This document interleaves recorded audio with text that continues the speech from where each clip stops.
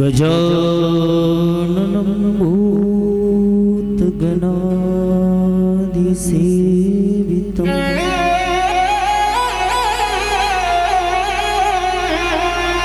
कपित्थजम्बोफलचारुभक्षणम् उमासुतं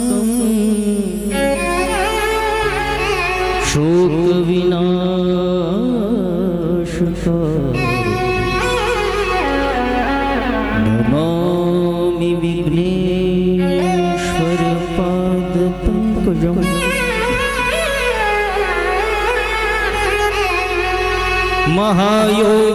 महायोगपीठे तटे भीमरथ्या वरं पुण्डरीकाय दातु मुनीन्द्रैः समागत्य तिष्ठन्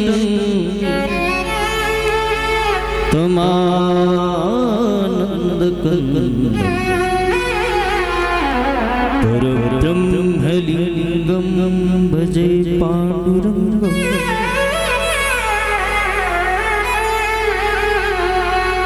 अलङ्कारपुरी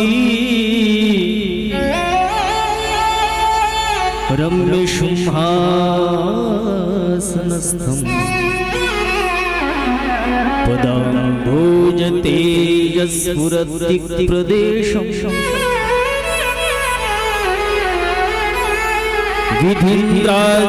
विधीन्द्रादिदेवैः सदा स्तूयमानं समाधिस्थमूर्तिं भजे ज्ञानदेवं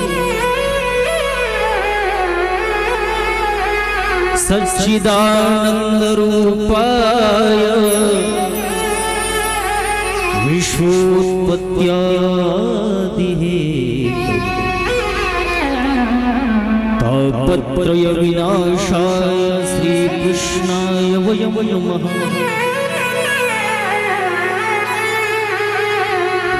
शुक्लां ब्रह्म विचारसार परमा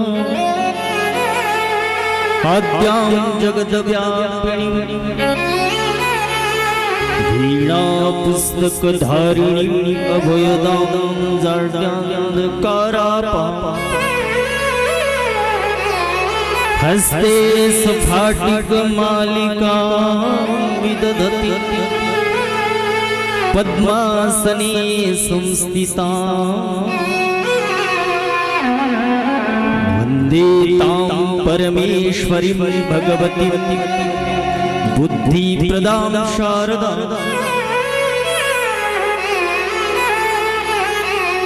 गुरुर्ब्रह्मा गुरुर्विष्णु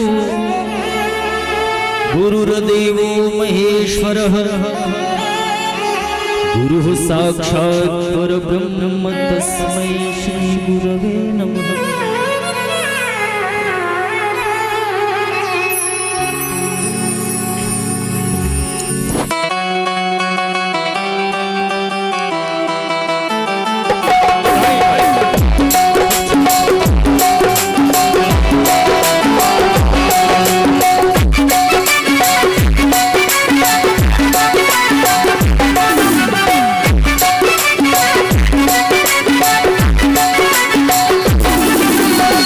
राधे राधे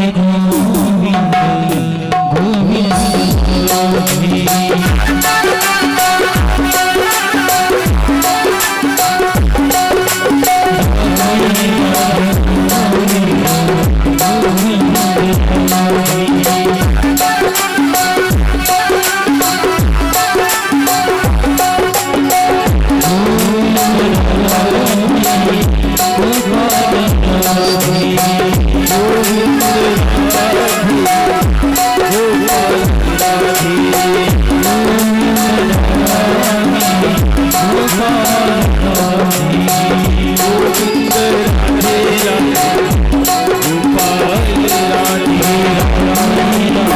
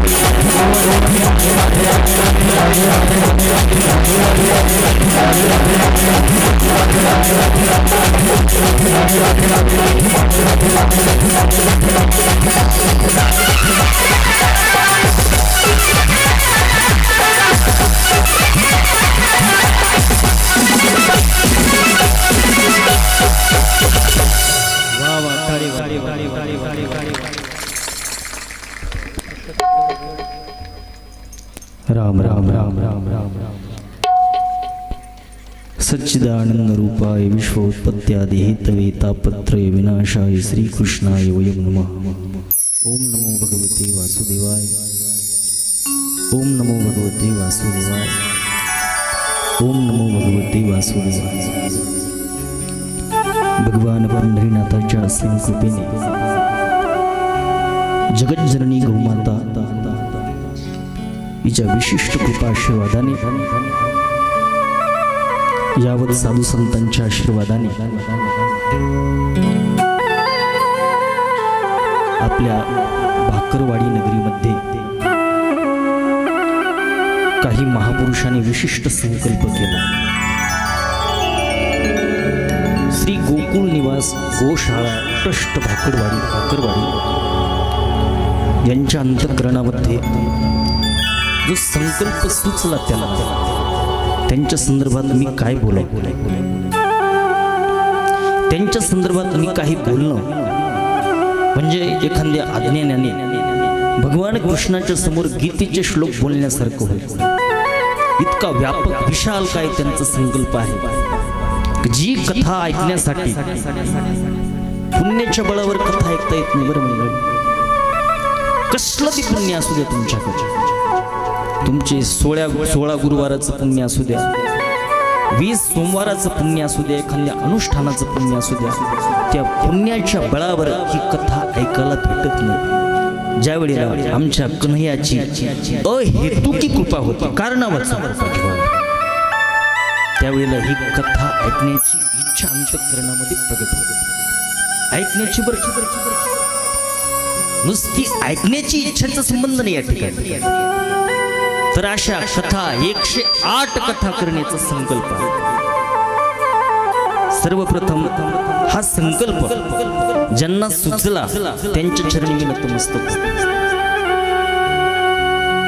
त्यामध्ये विशेष करून या समग्र पंचपुरुषीचं प्रेम ज्यांनी प्राप्त करून घेतलं अशी आपल्या सर्वांची श्रद्धास्थान वैकुंठवासी गुरुवर्य श्री उद्धव बापू, त्यांच्यासाठी जोरदार टाळ्या झाल्या पाहिजे। एक विलक्षण जीवन ज्ञानेश्वर महाराजांनी सांगितल्या पद्धतीने का फेडीत जगाचे पाप ताप, पोकीत तिरीचे पादप आणि समुद्र जाय आप गंगेचे जैश। असं पवित्र जीवन, गंगेसारखं निर्मळ स्वच्छ पवित्र जीवन ज्यांचं होतं की ज्यांच्या अंतःकरणामध्ये इच्छा होत या पंचपुरुषीच्या अंतःकरणात देवासंबंधी प्रेम निर्माण व्हावं, संसाराचा मोह, संसाराची आसक्ती कमी व्हावी आणि सर्वांना कथेचं वेडं लागावं, ज्ञानेश्वर महाराजांचं वेडं लागावं, संतांच्या विचाराचं वेडं लागावं, अशी एक विलक्षण संकल्पना ज्यांच्या अंतःकरणात होती। आज ते महापुरुष वैकुंठातून हा सगळा सोहळा आपल्या पश्चात देखील जशाला तसा चालू आहे असं पाहून तुमच्या सर्वावर आशीर्वादाची वर्षा नक्कीच यामध्ये संशय असण्याचं कारण नाही। आणि हा संकल्प ज्यांनी केला बापू तर त्याच्यामध्ये प्रधान कारण। हे बघा, विश्वामध्ये कुठलंही कार्य होत, कुठलंही कार्य त्यासाठी शास्त्र सांगतं 9 कारण असतात, 9 कारण असतात। पहिलं कारण आहे ईश्वर, ईश्वराची इच्छा, ईश्वराचा प्रयत्न, ईश्वराचं ज्ञान, हे पहिले कारण आहे। जर ईश्वर इच्छा वाचून माणूस पाणी पिऊ शकत नाही, ईश्वर इच्छा वाचून झाडाचं पान हलत नाही, तर ईश्वराच्या इच्छेशिवाय इतका मोठा व्यापक संकल्प कसा समारोपाकडे जाऊ शकतो, कसा जातो? आणि ईश्वराच्या आशीर्वादा वाचून असा संकल्प कोणाला सुचू शकत नाही। हा संकल्प ज्या दोन महापुरुषांनी केला त्यामध्ये आपल्या सर्वांचे श्रद्धास्थान उद्धव बापू आहेच, परंतु ही संकल्पना पूर्तीला नेण्यासाठी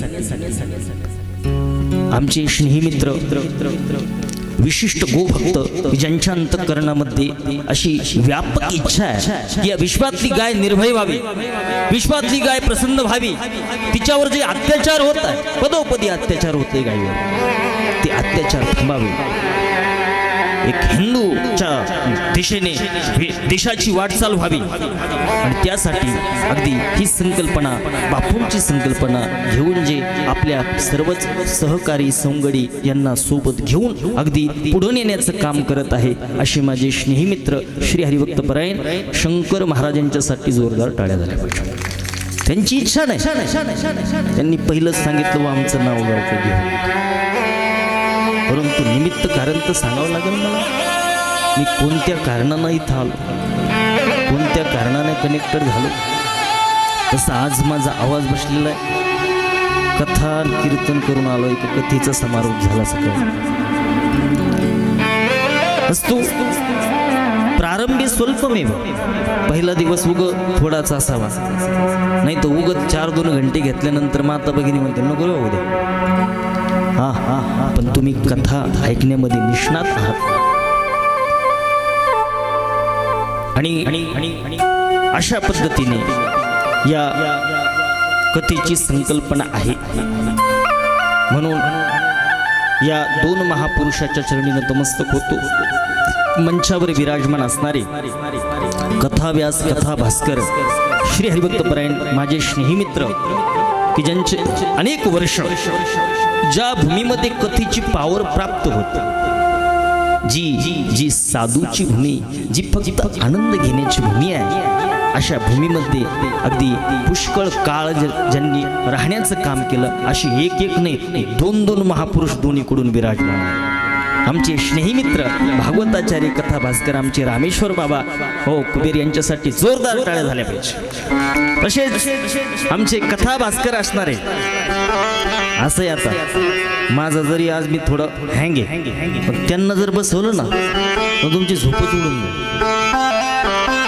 महापुरुषांनी अनेक कथा केलेल्या, 4 ते 5 वर्ष आमचं जे काही मंत्र दीक्षाचं स्थान आहे असे मलुकपीठचे महाराजजी जे सनातन धर्माची ध्वजा अशा महापुरुषाच्या चरण सानिध्यामध्ये राहून अनेक वर्ष ज्यांनी तपश्चर्या केली, राधाराणीचं चिंतन केलं, भगवान कृष्णावर प्रेम केलं आणि त्या प्रेमाची पावती बी त्यांना प्राप्त. असे स्नेहीमित्र श्री हरिभक्त परायण आमचे नंदकुमार महाराज वखारे भागवताचार्य यांच्यासाठी जोरदार टाळ्या झाल्या.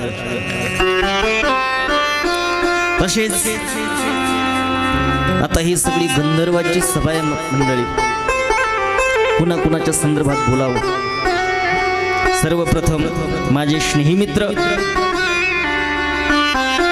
मी सुद्धा एक गोसेवक, ते सांगतात बाबा तुम्ही गायीची सेवा करता म्हणून तुमच्यावर प्रेम करतो. अशी माझे स्नेहीमित्र विशिष्ट सिंथवादक, विशिष्ट आवाजाची जादूगार असणारे आमचे आकाश महाराज सुरवरकर यांच्यासाठी जोरदार टाळ्या झाल्या पाहिजे.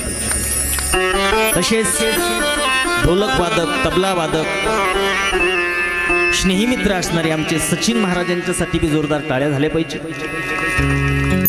पलीकडून विराजमान असणारे तबला विश्वातले बादशाह, तबला किंग म्हणून महाराष्ट्रात ज्यांना ओळखल्या जातं असे असणारे श्री हरिभक्त परायण माझे स्नेहीमित्र सुनील महाराज त्यांच्यासाठी बी जोरदार टाळ्या झाल्या पाहिजे.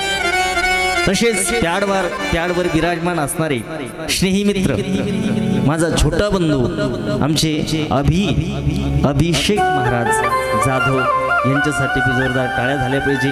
महाराजांचा सुंदर स्वभाव आहे. महाराज प्याड वाजवतात, ढोलक वाजवतात, तबला वाजवतात. लयच असं तसं झालं तर महाराज लोकांनाही वाजवतात. असलं खेळ. अशा पद्धतीने आमचे योगेश भाऊ बी आले तर हो चौकदार महाराज पाठीमागून बसलेले. हा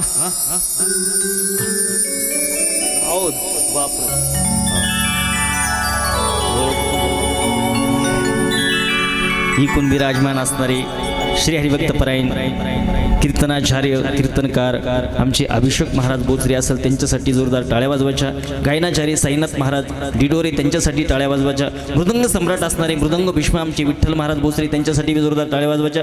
श्री हरिभक्तपरायण आमचे श्री हरी महाराज बाणेगाव, कृष्णा महाराज बाणेगाव, भगवान महाराज बाणेगाव, समस्त पाहुणे मंडळी भाकरवाडी आणि बाहेरून आलेली सगळी मंडळी।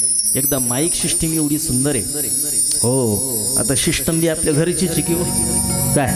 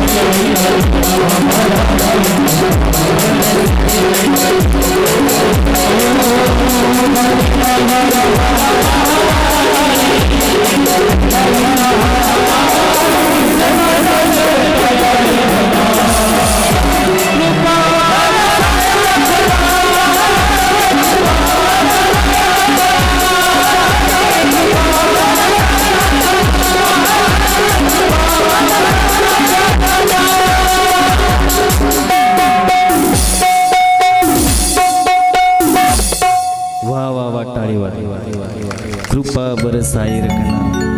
नमो भगवते वासुदेवाय, नमो भगवते वासुदेवाय, नमो भगवते वासुदेवाय।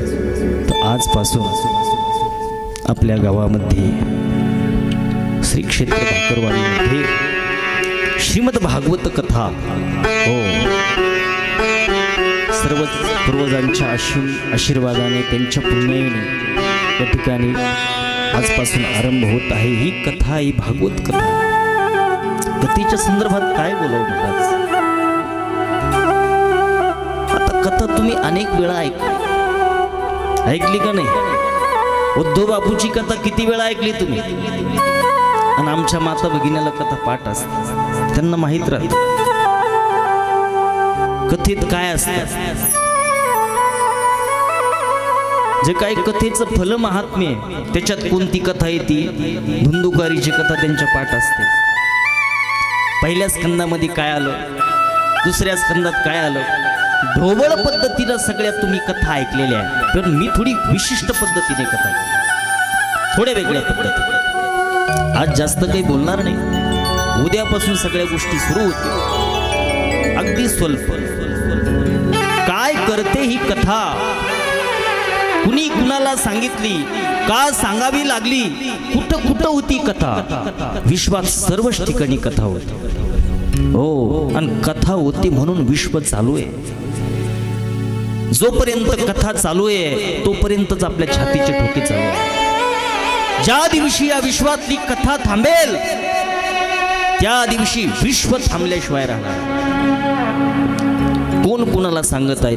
वैकुंठात बी कथा होत आहे, सत्यलोकात कथा होत आहे, कैलासावर कथा होत आहे, अनंत अनंत ऋषीमुनीच्या आपसामध्ये कथा होत आहे. वैकुंठात कोण कोणालाही कथा सांगत आहे. त्या ठिकाणी कधी कधी भगवान विष्णू लक्ष्मीला ही कथा सांगत आहे. कधी कधी लक्ष्मी भगवान विष्णूला कथा सांगत आहे. सत्यलोकामध्ये ब्रह्मदेव ही आपल्या भार्येला कथा सांगत आहे.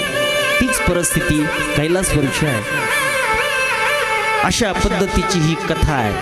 अतिशय यावत मनुष्याचं कल्याण करणारी कथा.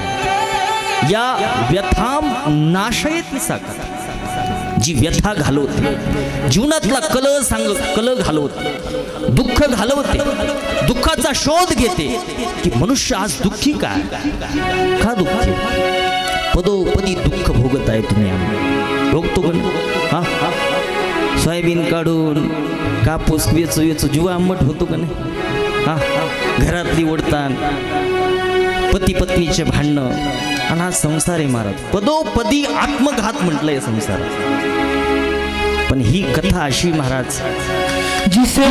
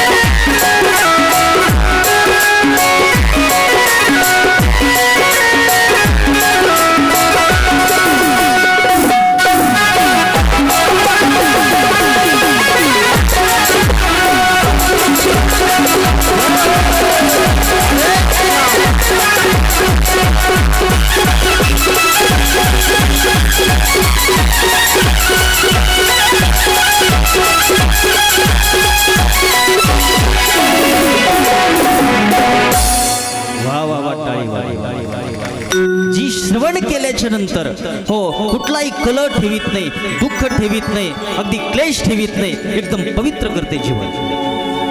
असल्या महापुरुषाला निमित्त कारण धरून ही कथा गावात येते आणि गावात आल्याच्या नंतर आपण जर त्या धर्ममंडपात गेलो, ती कथा जर आपल्या अंतःकरणात एकदा दाखल झाली तर कथेचा काय काय परिणाम आहे. सर्वात अगोदर श्रोत्र इंद्रियाच्या माध्यमातून अंतःकरणात प्रवेश करते ही कथा. ही कृष्णाची कथा, ही देवाची कथा काय करते, सर्वात अगोदर आपलं अंतःकरण पवित्र करण्याचं काम करते. जे मलिन झालंय, कशानं मलिन झालं आपलं अंतःकरण, जे नको पाहायला सांगितलं शास्त्राने ते पाहिलं की डोळ्यात. आजकाल काही बी पाहतात, खोटी गोष्ट आहे का. जे नको पाहायला सांगितलं ते पाहिलं, जे नको ऐकायला सांगितलं ते ऐकलं, जे नको बोलायला पाहिजे ते बोललं. माणसाच्या दुःखाचे कारण उगं प्रारब्धावर ढकलाढकली नाही केली पाहिजे. आपल्याला सुखी राहायचं की दुःखी राहायचं याचा सूत्रधार मनुष्य आहे, स्वतः आपण आहे. उद्धरेत आत्मना आत्मानम ना आत्मानम अवसादेत आत्मैव आत्मना बंधू आत्मैवरिपुर आत्मना. आपणच आपला शत्रू आहे, आपणच आपला मित्र आहे. मनुष्य शत्रू कधी होतो, मित्र कधी होतो हे तर सांगण्यासाठी ही कथा आहे. शास्त्र निषिद्ध कर्म केल्याच्या नंतर माणसाचं अंतःकरण मलिन होत, काजळी येते त्याच्यावर. अंतःकरण मलिन झाल्याच्या नंतर त्या अंतःकरणात चांगले विचार कुठून येईल महाराज. मग उडतान होते, मग भांडण होते. विषयासक्त झालेला माणूस कधी कुणाला चांगलं बोलतो होय, कधी कुणाशी चांगलं वागतो, मग डिप्रेशन मध्ये जातो, मग कर्तव्याला विसरतो, किम कर्तव्य मूढ होऊन जातो आणि मग त्याचा सर्वनाश होतो. ही सगळी मग कथा काय करते. हो तुकोबराय बी बोलली ना, देवा तुझं चरित्र ऐक, मी तुझं चरित्राचं गान करीन आणि चरित्राचं गान करून, कथेचं गान करून मी माझं अंतःकरण पवित्र करून घेईन. पवित्र होईल चरित्र उच्चारे हा रूपाच्या आधारे गोचर. देवा मी तुझं चरित्र ऐकेन बरं, मी चरित्राचं गान करीन बरं देवा, आणि त्या माध्यमातून मी माझं जीवन पवित्र करून घेईन. पवित्र जीवन ही कथा कशी करते, खूप शक्तिशाली कथा, खूप पॉवरफुल आहे. माणूस कसलाही डिप्रेशन मध्ये असू द्या, कसली बी समस्या असू द्या, येतं उगा छाटछूट समस्या, अमुक झालं तमुक झालं. काही सोशल मीडियाच्या माध्यमातून बातम्या ऐकल्या माणसा, मला तर शोक झाला 4 दिवसापासून. मोठी समाज प्रबोधनकार नको ते पाऊल उचल, काय विचित्रपणा. वारकरी संप्रदाय इतका कमजोर नाही महाराज.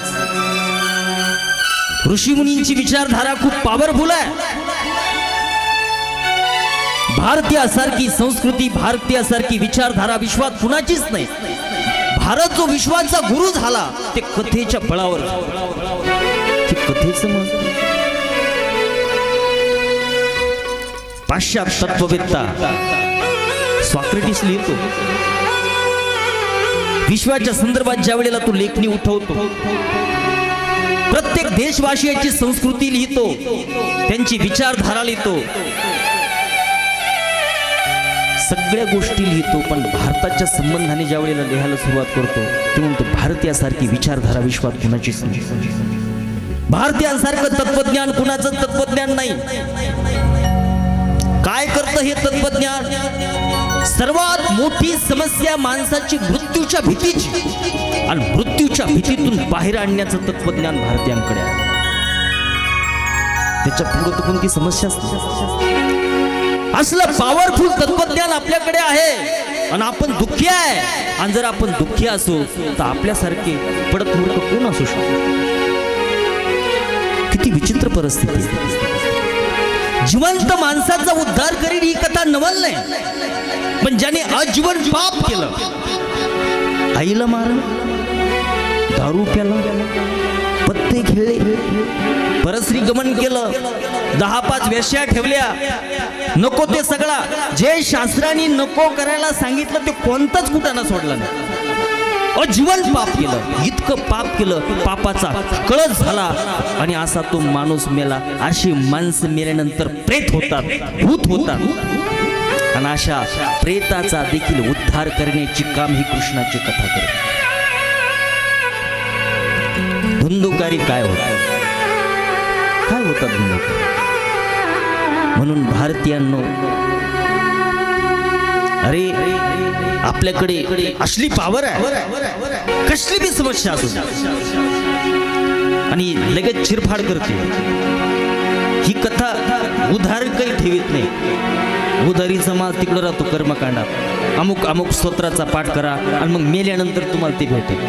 अरे भाऊ, मेल्यानंतर आता काय भेटतं का नाही काय मी कुठं जातो. उधारीचं काम सगळे ग्रंथ आहे, पण माझ्या कृष्णाची भागवत कथा अशी कथा आहे, इथं नगद आहे, सगळं नगद. फक्त कथा श्रवण करून थांबला नाही पाहिजे, कथेचं म्हणून मी झालं पाहिजे, कथेचं निधिध्यासन झालं पाहिजे, नंतर कथा जगली पाहिजे. ज्या दिवशी कथा जगाल, एखादा श्लोक कृष्णाय वयम नुम इतकं वाक्य जरी या 7 दिवसामध्ये आतमध्ये गेलं तर संसारिक आसक्तीच्या दृष्टीने माणूस मरतो. गीता भागवत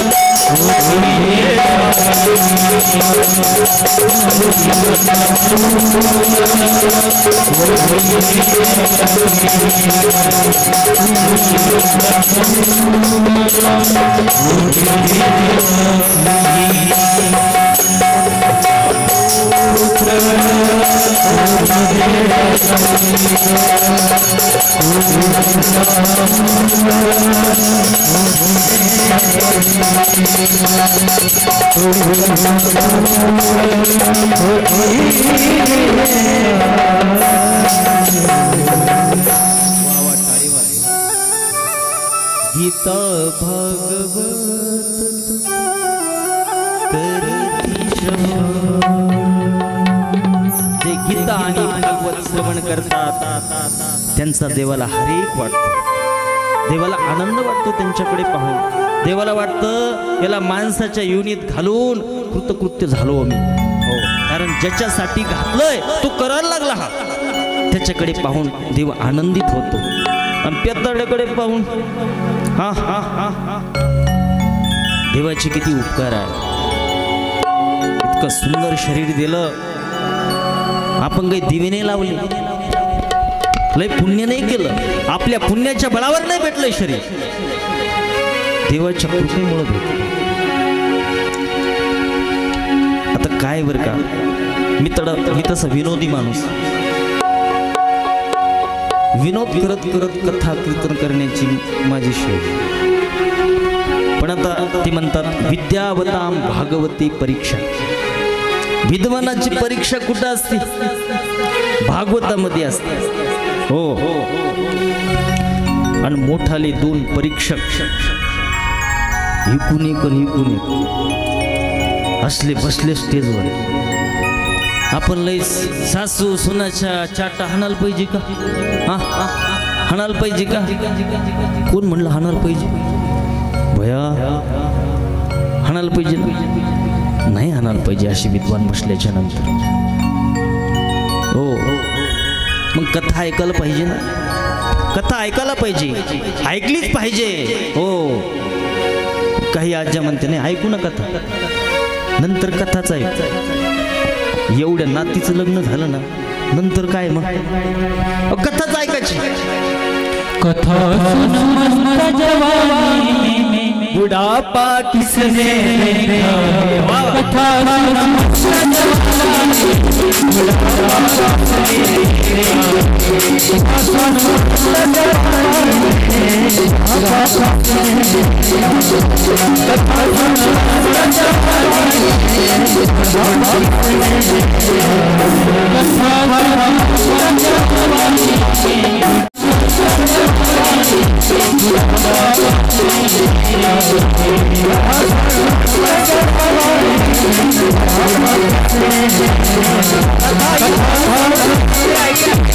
तरुण अवस्थेमध्ये म्हातारं झाल्याच्या नंतर कथा ऐकायला भेटेल का?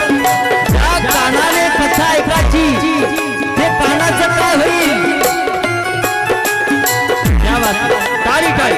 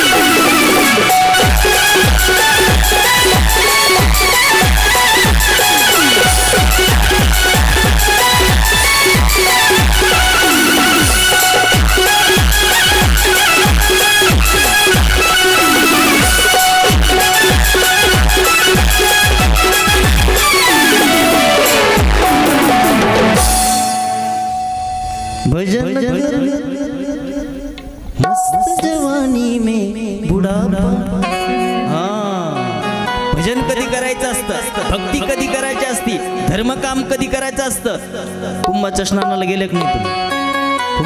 कुंभ चालू आहे इथं, तर महाकुंभ चालू झाला आज. पण कुंभाला बी गेलं पाहिजे, नक्की गेलं पाहिजे. का गेलं पाहिजे? असे दिव्य पुरुष त्या महाकुंभामध्ये, हो, की ज्यांचं दर्शन देवाला दुर्लभ आहे. देवाला म्हणतो बरं, देवाला दुर्लभ आहे. ते जर भक्ती चिंतन करत असले तर आमचा छोटा कान्होबा त्यांना विक्षेप करतो. असे किती महापुरुष आहेत चरित्र. सांगते काना भजन करणे दे, विक्षेप मत कर. देवाला दुर्लभ असणारे संत, हो, तुम्ही जर नुसतं कुंभाकडे निघाल्या किंवा निघाले, काशिका खंडामध्ये अनेक श्लोक येते आणि विशिष्ट म्हणजे 144 वर्षानंतर असा योग आला कुंभाचा. कुंभाकडे निघता क्षणी जे काही आपल्या शरीरावर पाप राहतात आपणच केले ते, हो, असे पाप. किती पाप? 3.5 कोटी छिद्र आहे शरीरावर. प्रत्येक छिद्राच्या ठिकाणी लाखो पाप राहतात आणि कुंभाकडे निघाल्याच्या नंतर ते पाप थर थर कापतात, हो. आणि त्या ठिकाणी गेल्याच्या नंतर मनुष्य पवित्र होतो. पण हे कधी होऊ शकतं? जर तुम्ही तरुण अवस्थेमध्ये केलं.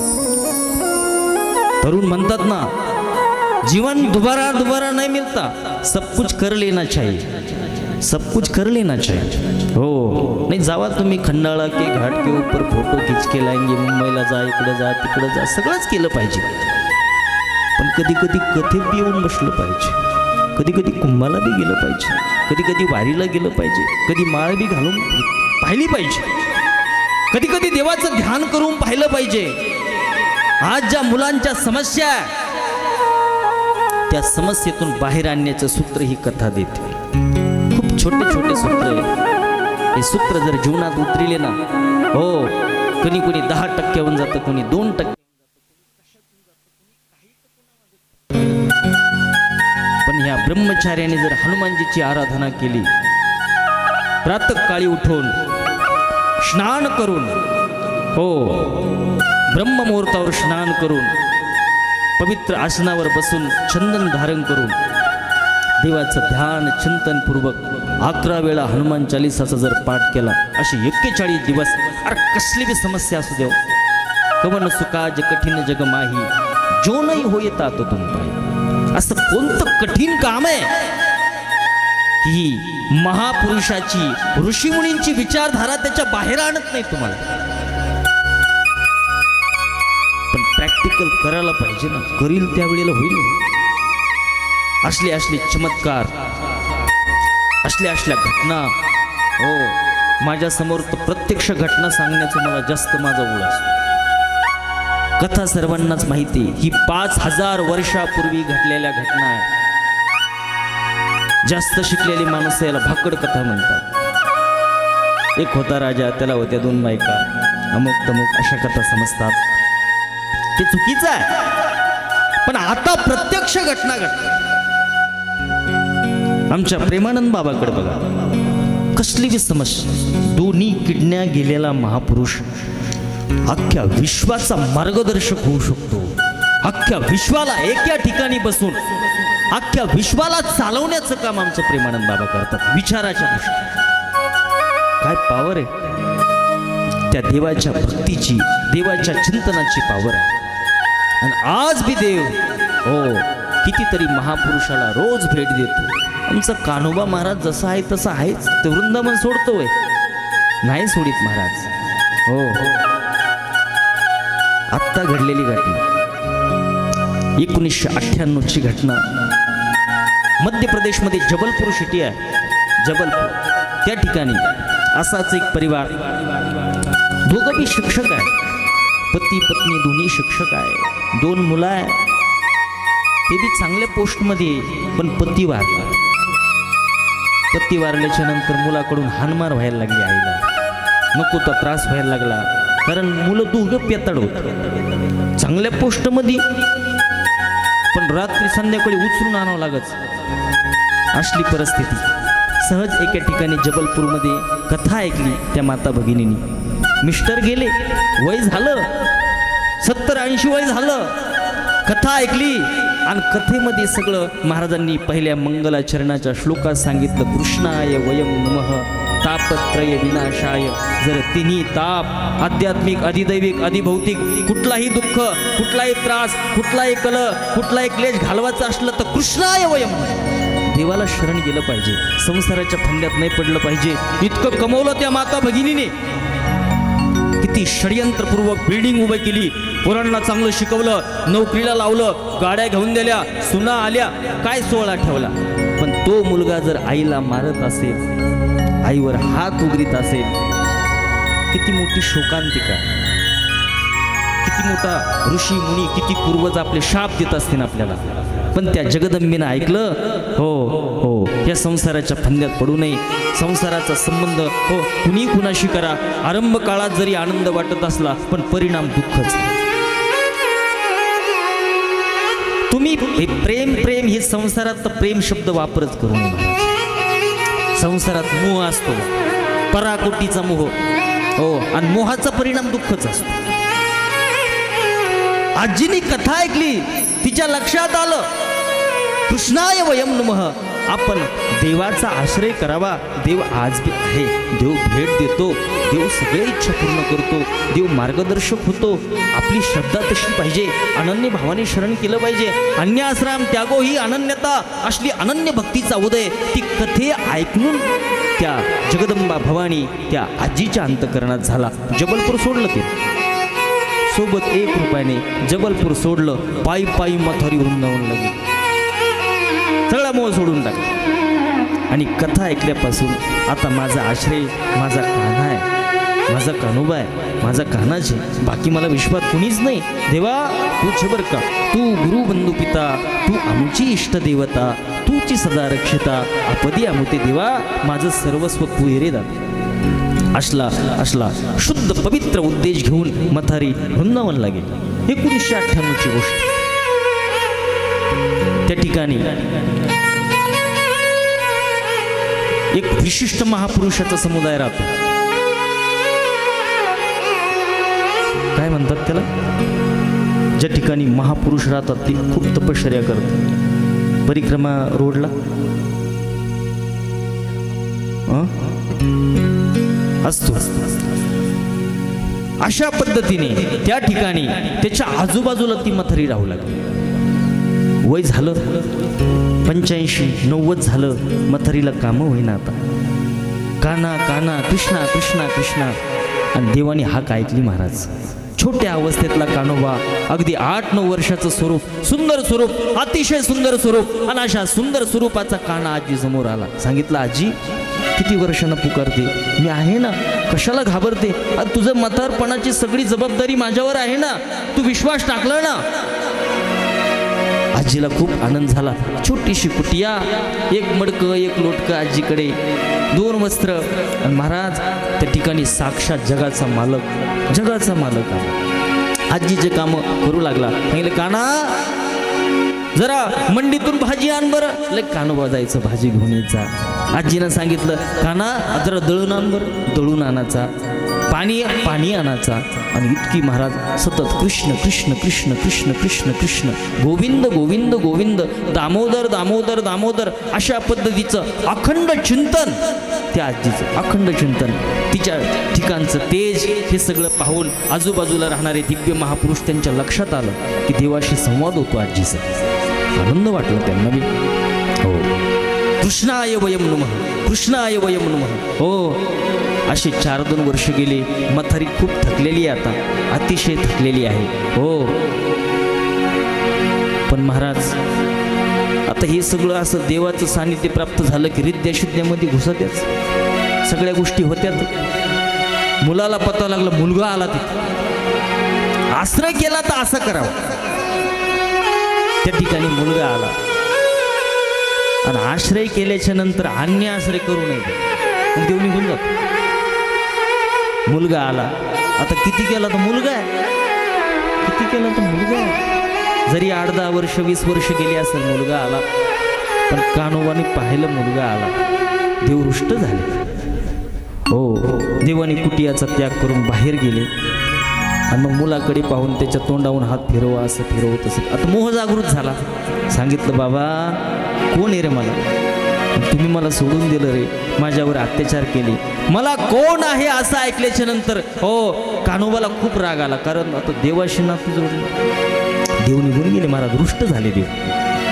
पण सांगितलं आता मी वृंदावन सोडू शकत नाही. एक तर कोणी वृंदावनात जाऊ नये, ती भूमीच अशी, ती भूमीच अशी, तिच्यात गेल्याच्या नंतर ती अशी आकर्षित करून घेते, तिथं राहणारा देव असा आकर्षित करून घेतो. तुम्ही त्याला लाखो वेळा सांगा पण वर्षातून 4-2 चक्र मारतोच ते, काही काम नसतं. खोटी गोष्ट आहे का, खोटी गोष्ट आहे का. आमचे नंदकुमार महाराज तर महाराज, त्यांचं दाम्पत्य जीवन बी इतकं सुंदर आहे. लग्न होऊन 6 महिने झाले, सपत्नीक त्यांनी नर्मदा मैयाची परिक्रमा केली. त्या नर्मदेची परिक्रमा केली. महाराज करायला नव्हती पाहिजे, कारण नर्मदेची जो परिक्रमा करतो, नर्मदेच्या तटावर जो राहतो त्याला ऑटोमॅटिक वैराग्य प्राप्त होतं. आणि आम्हाला भीती वाटायला लागली, वैराग्य प्राप्त जास्त झालं मग आत्मकथा सोडून जाईल तिकडं तपाला निघून. वैराग्य त्या ठिकाणी नर्मदेच्या तटावर जो राहतो त्याला ऑटोमॅटिक वैराग्य प्राप्त होतं. गंगेच्या तटावर जो राहतो त्याला ऑटोमॅटिक ज्ञान प्राप्त होतं. त्याला कुणाकडे जाण्याची गरज नाही, पडून राहा फक्त त्या ठिकाणी, गंगाजल त्या ठिकाणी पीत राहा आणि भगवान शिवजीचं भजन करत राहा. ते ज्ञानाचे सागर आहे, ऑटोमॅटिक ज्ञान, ब्रह्मज्ञान, कारण ब्रह्मानंद मिळते.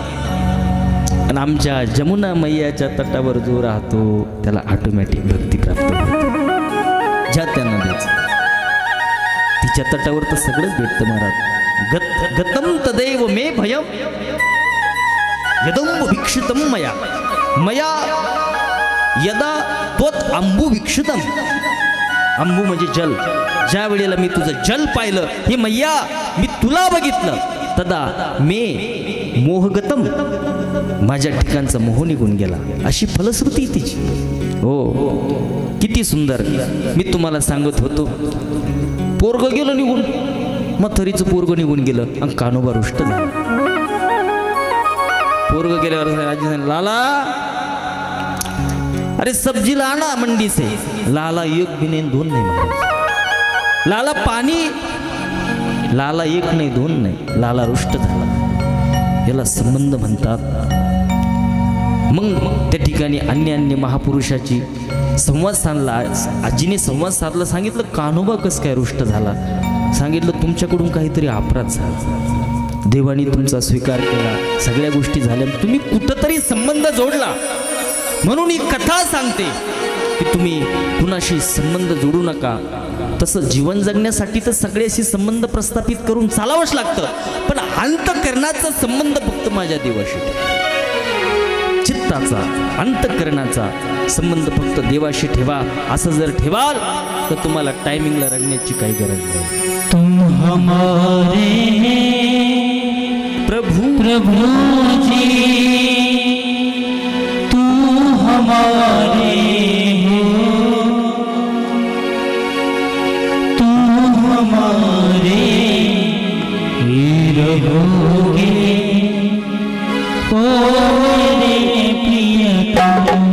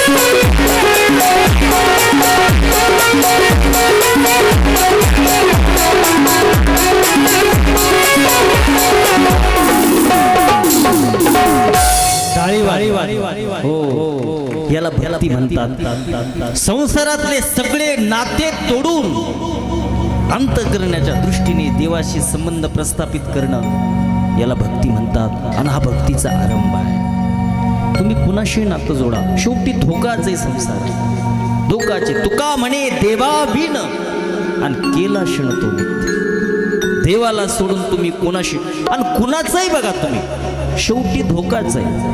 चित्रपटातले ते गमासूचे गाणे राहतील, ते सगळे रडारडीचेच राहतील. कशालाही केलं बुवा, विनाकारण सगळ्या गोष्टी केल्या, कारण परिणाम रडारडीचे सगळे. बरं, हा तुमचा आमचाच नाही अनुभव, हा पहिल्यापासून सृष्टीच्या आरंभापासून बघा. एका देवाला सोडून ज्यांनी ज्यांनी वस्तूवर, व्यक्तीवर, कशावर प्रेम केलं, शेवटी तुम तो धोकेबाज, तुम ते बडे चलाक हे सगळं असंच निघतं. शेवटी रडारडीच होती. अरे तुमचं आमचं जाऊ द्या. हो, ज्यावेळेला संकट येतं ना, त्यावेळेला देवाला सोडून कोण महाराज येतं. तुझा ऐसा नाही कोणी, जोया काळी भयातुनी. संकट कुणावर? देवाच्या बहिणीवर संकट. बरं, कसलं संकट? विलक्षण संकट. द्रौपदीवर संकट आलं, द्रौपदीवर संकट आलं. मी बोलतो कृष्णाय वयम नमः, मी बोलतो कृष्णाय वयम नमः. देवाला शरण गेलं पाहिजे, देवाशी संबंध प्रस्थापित केला पाहिजे. अंतकाळीचा सोयरा तुका म्हणे विठोवरा. आणि संकटातून, कुठल्याही कलहातून, कुठल्याही संकटातून तोच बाहेर आणणारा आहे, दुसरा कोणीच नाही. अशी अवस्था आहे द्रौपदीची. सगळा धर्मसभा भरलेली आहे, सगळा मंडप भरलेला आहे, राजदरबार भरलेला आहे. आणि हे नको ते कुठाने केले पांडवाने. पत्ते कुठे खेळत असते, त्या काळचं द्यूत म्हणजे पत्तेच की हो. खेळे पत्ते, मग हरत गेले, संपत्ती हरले, अमुक हरले, तमुक हरले, हरत गेले, हरत गेले. आता काय असतं त्याच्यात, एकदा बुद्धी भ्रष्ट झाली की माणसाला ज्ञानच राहत नाही. बुद्धीचा नाश झाला, शेवटी बायको डावावर लावली. आणि तेच पाहून होता दुर्योधन, हिला कधी डावावर लावता, कारण हिच्याकडून काही अपराध हिना केला होता म्हणा. काय असेल ते आता महाभारत, जास्त महाभारतात घुसून नये माणसाने. ही भागवत कथा लिहिली व्यासाने ते पाहणारे आपण, ज्यांच्या लेखणीतून हा ग्रंथ प्रसवला त्यांच्या संदर्भात मी विचार करणार आहे. मी फक्त कृष्णाय वयम नम इतक्यावर फक्त आज बोलणार, उद्यापासून सगळ्या कथा सांगणार, भाऊ एक बी कथा सोडणार नाही अशा पद्धतीने. कारण मला म्हणतात की तुम्ही एकच वाक्यावरच बोलत राहता 7-7 दिवस, असं काही होणार नाही. हो, अगदी हसिक मजामध्ये उद्यापासून कथा होणार, पण ही महापुरुष आल्यामुळं थोडी विशिष्ट गोष्टी सांगून अशी परिस्थिती द्रौपदी हरली आणि दुःशासनाला सांगितलं, अरे काय पाहतो, अरे खेच केला होस आणि अशी नको आणू, लग्न करू, चांडाळ चौकटी हे सगळे दुःशासन. हो, करण्या काय कमी आहे का, दानात पुढे. पण दुष्टाच्या संगतीत माणसाची बुद्धी भ्रष्ट होती. हे सगळे बसले शकुनी, हो शकुनी बसले, मोठमोठाले धर्माचारी बसलेले, पितामह भीष्म आहे, द्रोण आहे, कृपाचार्य आहे, असले सगळे बसले, मोठमोठाले रथी महारथी ज्ञानी बसले. त्या सभेमध्ये सांगितलं खेचून आणलं. ती सांगते, भाऊजी अहो नका हो, का विटंबना करता, का कलंक लावता, असा कलंक लागले नाही, तुमच्या कुळाला कलंक लागल. कारण कौरव पांडव सगळे एकच कुळातले ना, पण एक तर ठेवतील की जात. खेचून आणलं.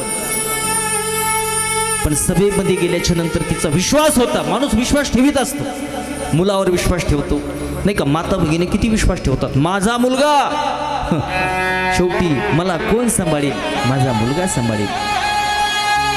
सांभाळतो का, सांभाळतो का, तेच पेटून देतं शेवटी.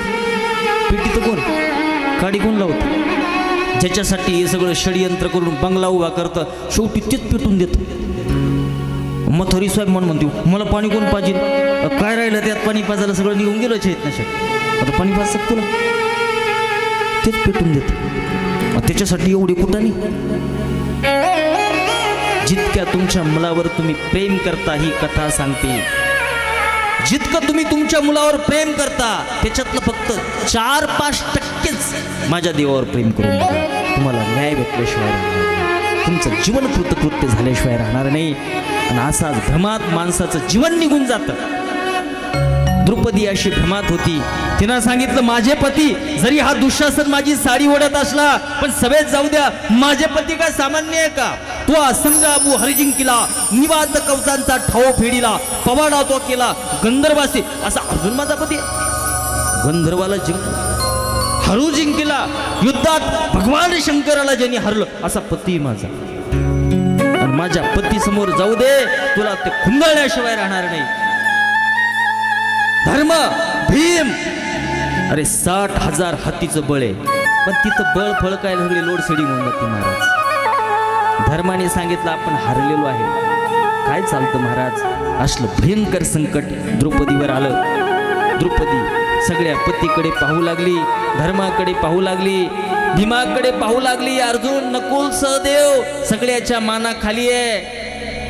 कोणी महाराज दखल घेना, द्रौपदीची कोणी दखल घेना. पितामह, तुम्ही तर सर्वश्रेष्ठ आहेत आमच्या कुळात, तुम्ही काहीतरी केलं पाहिजे. पण दुष्टाचं अन्न खाल्ल्यानंतर महाराज बुद्धी चालते. यादृशम भक्षेत अन्नम तादृशम बुद्धीर भविष्यत. द्रोण, कृपा सगळ्याकडे त्या ठिकाणी हो विनंती करू लागली. जोपर्यंत माणूस संसारावर निर्भर राहतो त्यावेळेला त्याला धक्केच खावं लागतात. सगळीकडे हात जोडून पाहिला, पण महाराज प्रतिक्रिया, व्यवस्थित उत्तर, व्यवस्थित मार्ग त्या ठिकाणी हो काही मिळालं, काहीच मिळालं. अशी द्रौपदी रडू लागली. पण त्या ठिकाणी द्रोणाचार्यांनी त्या ठिकाणी बोट केलं. द्रौपदी, आता एको देवो सर्व भूतेषु गुड, एकच परमात्मा आहे, त्याचा आश्रय करतो. हे छाटछूट संसाराचा आश्रय करू नको, पतीचा आश्रय करू नको, तुला न्याय मिळणार नाही आणि नको ती घटना घडून बस. तू आता फक्त देवाला. त्या ठिकाणी सगळं सोडून दिलं आणि कुठे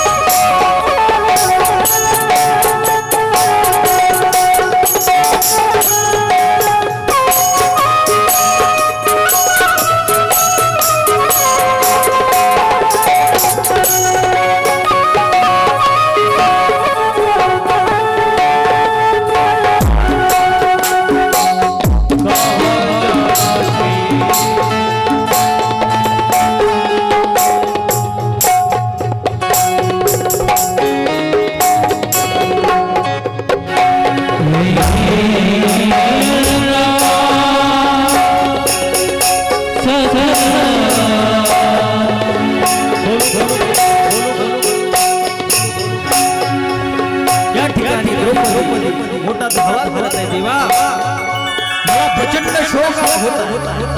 मी नको त्या पतीचा आश्रय केला. त्या ठिकाणी पितामह, सासू सासरे, थेर यांच्या आश्रित यांच्याकडून मला न्याय भेटेल अशी अपेक्षा होती. पण देवा, मला कोणाकडून मी न्याय भेटेल? आता तुझ्याशिवाय मला या संकटातून, त्या विचित्र संकटातून मला बाहेर कोण आणणार? मी तुझी बहीण आहे देवा, तुझी सगळी बहीण आहे. तू आलं पाहिजे. काना, मी तुझं चिंतन करते नेहमी. देवा, तू आलं पाहिजे. आणि असं तिच्या अंतःकरणामध्ये अशी इच्छा प्रकट होता क्षणी साक्षात त्या ठिकाणी द्वारकेचा पंढरीनाथ, द्वारकेचा कृष्ण हो आपल्या भूमीवर, आपल्या भक्तावर आपलं संकट आलेलं आहे. हो, त्या ठिकाणी निघाला देवा.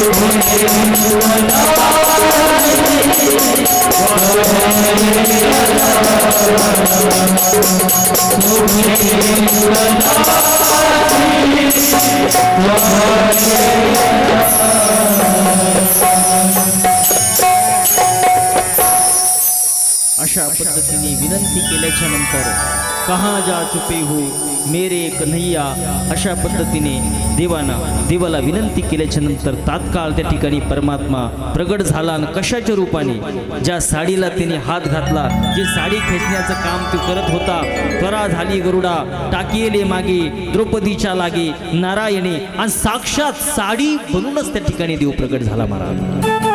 वस्त्र अवतार त्या ठिकाणी देवानी घेतलेला आहे. हो, दुःशासन साडी ओढ पिवळा पडला, साडीचा ढिगार लागला. त्याच्या लक्षात येईना साडी हे की नारी हे, नारी की साडी हे, काहीच लक्षात येईना. हो, इतक्या आणि असल्या डिझाईनच्या साड्या निघायला लागल्या, पैठणी मोठ्या साड्या, ढिगार लागला. देव येतो, ज्याला काहीच अशक्य नसतं त्याला देव म्हणतात. आणि अशा पद्धतीने त्या ठिकाणी द्रौपदीचं, आपली भक्त असणारी द्रौपदीचं रक्षण देवाने केलं. म्हणून कृष्णाय वयम, देवाला शरण गेलं पाहिजे. ज्या देवाला शरण जायचं तो काय करतो त्याचं प्रयोजन सांगितलं. तापत्रय विनाशाय, तिन्ही तापाचं त्या ठिकाणी दहन करतो, तिन्ही ताप शांत करतो. तो देव कसा आहे, विश्व उत्पत्ती हेतवे, सगळ्या विश्वाचा आदी कारणे, जयापासून सगळं महिमंडळ हे झाले. तस्माद वायू तस्माद आत्मन आकाश संमोत, आकाशात वायू. अशा पद्धतीने अगदी येतो वायुमानी भूतानी जायंते हेन जातानी जीवंती यत प्रियंती अभिशंविशंती तत् विजिज्ञासस्व तत् ब्रह्मैती एकलेणी कंटेचे म्हणून यायने केली निर्माण 14 हे सगळं पाहून विश्वोत्पत्ती आदी हे तवे. परत कसं आहे त्याचं स्वरूप सांगितलं, सच्चिदानंद स्वरूप आहे, तो सत्स्वरूप आहे, चित स्वरूप आहे, आनंद स्वरूप आहे. इतका आनंदित आहे का ना, मी तुम्हाला कथा सांगणार आहे. त्याच्याशी जो कनेक्ट होतो त्याचं चिंतन करतो, कृष्ण कृष्ण कृष्ण कृष्ण, त्याच्या आनंदाचा पारावार करून तो बघा. कृष्णाचं चिंतन केल्याने आपण काय चिंतन करत नाही का? कोण चिंतन करत नाही संसारामध्ये? हे सगळे चिंतन सम्राटीच, चिंतन विशारद आहे सगळे. चिंतनात कोण कमी महाराज? सगळे चिंतन करतात, पण ज्याचं चिंतन करायला पाहिजे त्याचं चिंतन आपण करत नाही. नको त्या संसाराचं चिंतन करतो. आचार्यांनी सांगितलं, अनात्म चिंतनम त्यक्त्वा कश्मलम दुःख कारणम चिंतय आत्मा आनंद रूपम. हे मुक्ते हे कारणम, जे मुक्तीला कारणे, देवाच्या साक्षात्काराला कारणे, आनंदाला कारणे, अशा देवाचं चिंतन केलं पाहिजे. देवाच्या चिंतनाने सर्व मनोरथ पूर्ण होतात आणि शेवटी आपल्याला न्याय भेटतो. आपली दुर्गती होत नाही, तस्य दुर्गती न भवती, त्याचं देवाच्या धामाला जाणं. जिवंत असताना बी आनंदित आणि देह पडल्यानंतर बी त्या ठिकाणी हो देवाच्या धामाला जायला भेटतं. अशा हजारो कोटी भक्तांच्या याच्यामध्ये कथा आहे आणि हे प्रत्यक्ष त्याचा आनंद घ्यायचे. अशा पद्धतीने ही कथा, हा श्लोक यामधून संदेश देतो. पण आता सांगितलं की मीराबाई येणार आहे. कोण आहे मीरा? मीरा म्हणजे भक्तीची गंगोत्री, ज्ञानाची सागर आहे मीरा. मीरा हा गाण्याचा विषय नाही, मीरा बोलण्याचा विषय नाही. मीरा में तो डुबकी लगानी चाहिए, ऐसी मीरा है. क्या बताए मीरा के बाबू. पण त्यांनी आता शेवटी सांगितलं मीरा येणार आहे. 5 मिनिटात काय मीरा सांगते ती कोण? काय मीराची भक्ती, काय तिचं स्वरूप. आमच्या महाराजांनी जर सांगणार असेल तर मी उद्या 20-25 मिनिटं मीराबाईचं चरित्र नक्की सांगणार आहे. आता पहिल्यांदा असं कळालं की मीराबाई येणार आहे म्हणून मीरा सांगितली. पण उद्या मीराबाई सांगितल्याच्या नंतर अहो दगडाला सुद्धा पाजर फोडणार असं भक्तीचं चरित्र, असं चरित्र आहे आमच्या मीराबाईचं. किती सुंदर चरित्र. पण आता आरंभी स्वल्पमेव, मी बी थोडं थकलेलो आहे त्यामुळे जादा काही बाकी गोष्टी बोललो नाही, जास्त कथा करणार नाही. पहिल्यांदाच बोललो होतो. आता 11 आता थांबतो. हो आणि आता शेवटी झाली की मीराबाई तयार झाली. हो, मीराबाईसाठी जोरदार टाळ्या वाजवा. आमचे जे वृंदावनचे महाराज जे आले ना, हो सगळं विश्व गाजवलेलं आहे त्यांनी. देशात काय विदेशात जाऊन हो चांगले चांगले इंग्रज लोकांना सुद्धा भक्तीचं येडं लावलंय त्यांनी. अशा पद्धतीचे आमचे वृंदावनचे झाकीवाले म्हणजे वृंदावनाहून व्यक्ती आली म्हणजे भगवान कृष्णाचा बी आशीर्वाद आला तुमच्या कथेला, राधाराणीचा आशीर्वाद आला. आमचे अशी झाकीवाले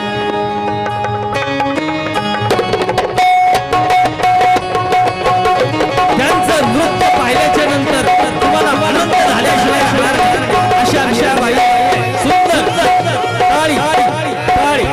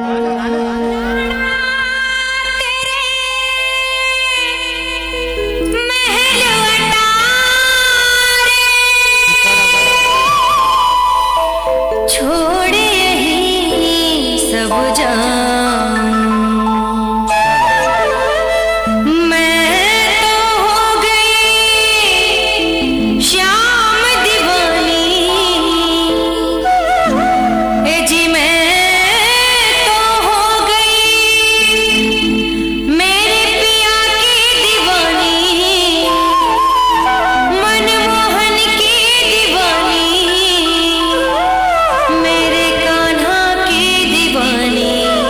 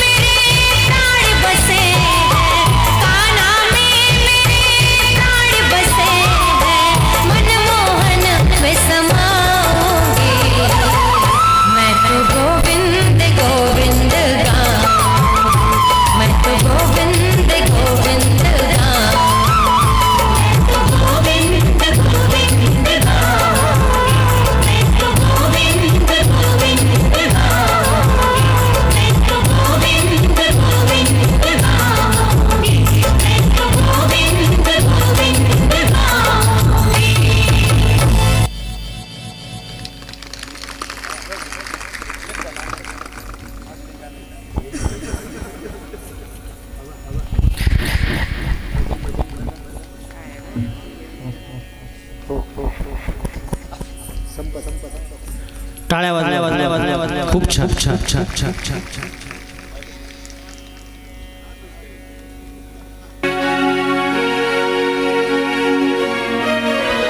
कशी भक्ती मीराबाई आवडली टाळ्या वाजवा एकदा पाहू नका नसतं हवं जरा काही दान दक्षिणा दे त्यांना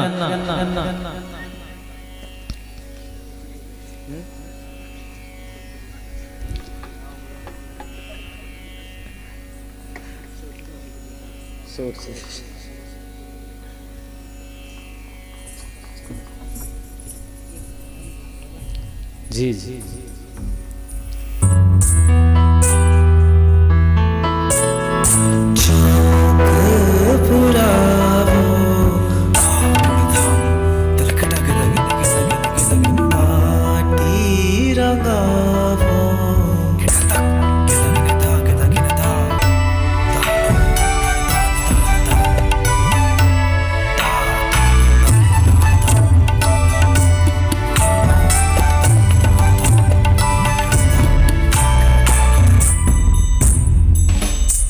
रंगों से रंग मिले नए नए ढंग खिले खुशियाँ जतारे मेरे डाले है डेरा पीहू पीहू पपीहा रटे कुहू कुहू कोयल जपे आंगन